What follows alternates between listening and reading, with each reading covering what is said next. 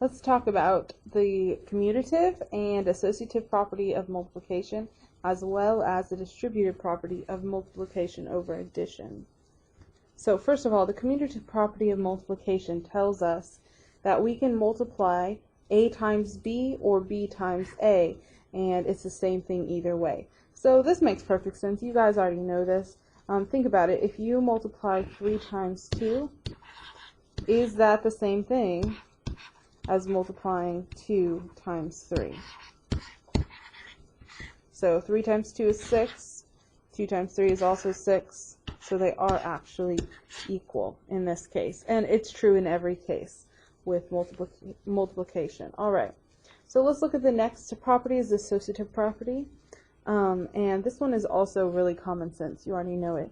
If we multiply 3 numbers together, we can multiply the second 2 first and then the third one, or we can multiply the first 2 first and then the third one, either way. Okay, so second 2 and then first, or first 2 and then the third, it doesn't matter.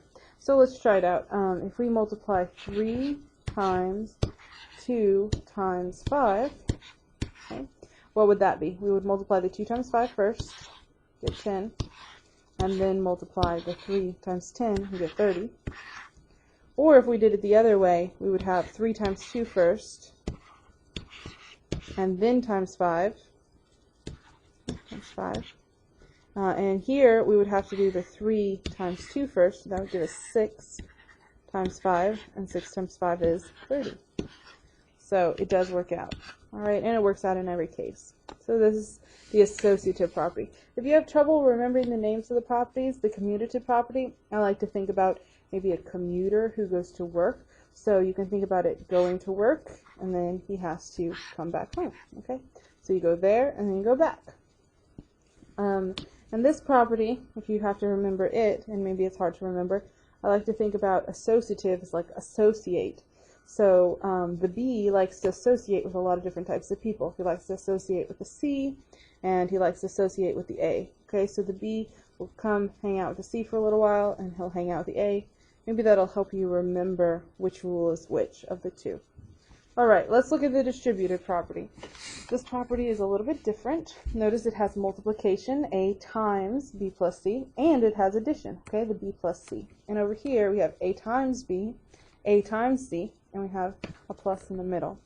Alright, so this property is the distributive property of multiplication over addition. Okay, so we have addition inside the parentheses, and we can multiply the A times the sum of B plus C, or we can multiply A times B and A times C and then add them together. Okay, that's what this side says. A times B, A times C, and then add them together. So you can think about distributing this A over the addition. Alright. So we usually will write this something like this. We'll have a problem, maybe with numbers instead of letters, maybe with some letters and some numbers, and we can write A times B plus A times C like this.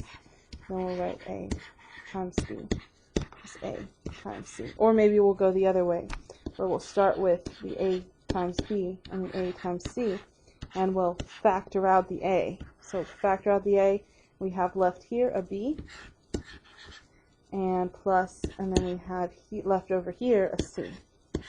Okay, so this is the same thing, just the other way. Alright, let's look at an example. So, question, does 3 times 8 plus 1 equal 3 times 8 plus 3 times 1? This would be the distributive property. Does it work out? So let's do this side. Go ahead and do it in blue.